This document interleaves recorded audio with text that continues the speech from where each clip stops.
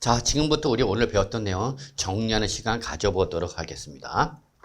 1번, 공익사업용 토지의 취득 및 보상에 관한 법률이나 그 밖의 법률에 따라 공익사업을 위하여 수용이 되는 경우죠, 여러분.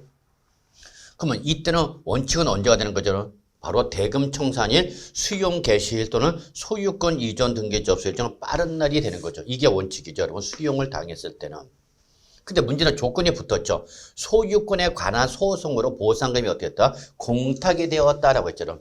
이때는 원칙인 대금청산일, 수용 개시일, 등기 접수 일정 빠른 날이 아니라 바로 지금 소송 때문에 보상금이 공탁됐기 때문에 소송이 확정되어야 되는 거죠, 여러분. 그래서 1번은 바로 소송 확정일이 된다. 소송 판결 확정일이 된다라고 봐주시면 되죠. 1번은 틀린 말이죠. 2번, 자산의 취득에 든 실질 거래가를 확인할 수 없다. 원칙은 항상 양도책을 모르게 하는 거죠, 여러분. 실질 거래가를 해야 되는 거죠. 근데 얘를 확인할 수 없을 때는 어떻게 할 거냐? 이때는 매매사례가에, 감정가에, 그 다음에 환산 취득가액 또는 기준시가를 순차적으로 적용한 금액을 취득가액으로 한다고 했습니다. 맞았냐 틀렸냐? 틀렸습니다. 왜 틀렸죠? 그렇습니다. 기준시가가 나올 수가 없습니다. 그래서 취득에 소요된 실제 취득가액을 확인할 수 없을 때 양도자가 사용할 수 있는 방법은 여러분 매, 감, 환까지만이고요. 기준시가는 사용할 수가 없다는 걸 꼭 기억해 두시기 바라겠습니다. 여러분 아시겠죠? 다만 우리 3번을 보죠. 네, 자 여기 그래서 여기 다시 한번 좀 보충 설명드리면 실제 취득가액을 확인할 수 없을 때, 실제 취득가액을 확인할 수 없을 때는 이때 사용하시는 방법은 여러분 매감환이죠, 여러분. 자, 요거와 여러분 2번과 4번을 꼭 비교 정리해 주시기 바랍니다. 누가 관할 세무서장이죠, 여러분. 세무서 요 서자가 빠지네, 여러분. 관할 세무서장 등이 해당 자산의 양도 당시 또는 취득 당시 실질 거래가를 확인할 수 없거나 인정할 수 없을 때, 이럴 때에 양도가액 또는 취득가액은 바로 무슨 조사하죠, 여러분? 추계조사하는 거죠. 이때 추계조사를 할 때는 여러분 매매사례가액, 그 다음에 감정가액, 그리고 환산취득가액, 그리고 기준시가를 사용할 수 있습니다. 그래서 이걸 잘 구분을 못하는 분들이 계시는데 기준시가는 언제만 나온다고 여러분? 바로 추계조사라는 말이 나올 때만 사용하시는 방법입니다, 여러분. 추계조사란 말이 없으면 여기는 매감환이고 기준시가 나올 수 있다 없다? 없다. 이걸 구분하셔야 됩니다. 근데 이때 추계조사는 추정하여 계산하는 것을 말하는 거고 이때 추계조사는 누구 하는 거냐면 세무서장이 하는 겁니다. 세무서장이 양도자가 하는 것이 아니라. 그래서 결론은 세무서장이 하는 추계조사 결정 경정 방법은 4가지다. 매감, 환기. 그러나 양도자가 실질 취득가액을 확인할 수 없다는 뭐야, 여러분? 매감, 환이고 기준시가 나올 수 없다. 이걸 다시 한번 여러분들 강조 또 강조합니다. 아시겠죠, 여러분?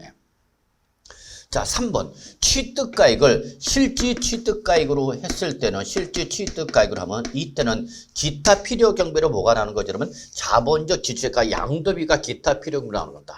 근데 취득가액을 실질 취득가액이 아닌 매매사례가액, 감정가액, 환산 취득가액 또는 기준시가를 사용했다. 이럴 때는 자본적 지출가 양도비가 나오는 것이 아니라 뭐가 나오는 거죠, 여러분? 이때는 바로 필요 경비 계산 공제액이 나오는 겁니다, 여러분. 아시겠죠, 여러분? 네. 그래서 다시 한번 정리하면 취득가액을 실질 취득가액으로 하면 실질 취득가액으로 하면 그때는 기타 필요 경비로 뭐가 나오는 거냐면 자영이가 나오는 거죠, 여러분. 그래서 실질 취득가액의 짝꿍은 뭐냐면 자영이가 짝꿍인 거고 매감 환기가 나온다면 만약에 취득가액이 매감 환기가 나오면 이때 짝꿍은 뭐다, 여러분? 필요 경비 계산 공제액이 기본적인 짝꿍이 되는 거다라는 걸 꼭 좀 기억해 주시기 바라겠습니다, 여러분. 아시겠죠? 네. 그래서 바로 3번도 틀린 말이 되는 거죠. 그러나 4번은 맞는 말이 되는 거고 2번은 틀린 말이 되는 거 꼭 좀 잘 정리해 주시기 바랍니다. 그래서 다시 한번 여러분한테 우리 정리했던 겁니다. 자, 이제 5번이죠. 자, 현재 가치 할인 차금을 취득 원가에 포함하는 거죠. 그쵸, 여러분? 현재 가치 할인 차금은 취득 원가에 포함할 수 있습니다. 그런데 이때 이 취득 원가에 포함한 현재 가치 할인 차금을 그 보유 기간 중 그 상가액을 각 연도 이 사업연도 금액을 계산할 때, 그래서 각 연도 사업소득 금액은 뭐로 말하는 거냐면 양도소득세가 아니라 종합소득세죠, 여러분. 그러면 종합소득세 계산할 때 필요기준으로 산입할 금액이 있다. 그러면 이미 양도소득세에서 필요기준을 잡았는데 또 종합소득세 계산할 때 필요 잡으면 무슨 공제가 되죠? 그럼 이중공제가 되는 거죠. 그렇기 때문에 이때는 취득가액에서 어떻게 한다 그러면 빼내야 되는 거죠. 그래서 취득가에서 공제한다. 맞는 말이라는 거 잊지 마세요. 시험에 잘 나오죠. 요거와 동일하게 난 게 바로 뭐죠? 그러면 감가상각비죠. 감가상각비. 그래서 감가상각비도 이미 취득가라는 필요경비로서 양도소득세 계산할 때 필요경비를 잡았는데 이거를 강년도 사업소득 금액을 계산할 때 필요경비로 또 잡으면 무슨 공제가 되기 때문에 이중공제가 되기 때문에 이때는 바로 취득가에서 어떻게 된다 그러면 빼내야 된다는 거 꼭 기억해 두셔야 합니다. 자, 6번. 공익사업을 위한 토지 등의 취득 및 보상에 관한 법률이나 그 밖의 법률에 따라서 토지 등이 뭘 당했죠, 여러분? 협의 매수나 수용을 당한 거죠.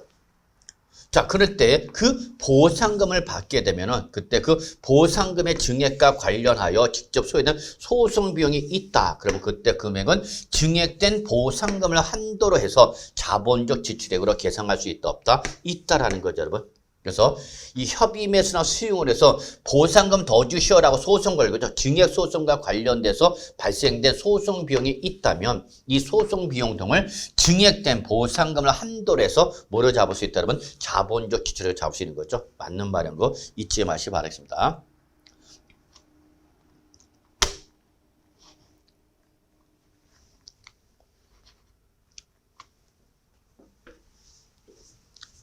자, 7번. 조합원으로서 취득한 조합원 입주권을 양도했죠. 그러면 조합원으로서 취득한 조합원 입주권을 뭘로 말하는 거예요? 여러분? 원조합원을 말하는 거죠. 그러면 원조합원이 양도한 조합 입주권은 장기보유 특별공제 받을 수 있어 없어? 있죠. 다만 조건이 있다. 뭐죠? 도시 및 주거환경정비법상 관리처분 계획 인가나 빈지 및 소유 및 주택 정비에 관한 특례법에 따른 사업시행 계획 인가 전 양도 차익으로 한정해서 장기보유 특별공제를 받을 수 있다 없다? 있다라는 거 꼭 좀 기억해 주시기 바랍니다. 여러분 아시겠죠? 네, 그래서 7번까지가 되는 거죠. 자, 계속해서 8번 보겠습니다.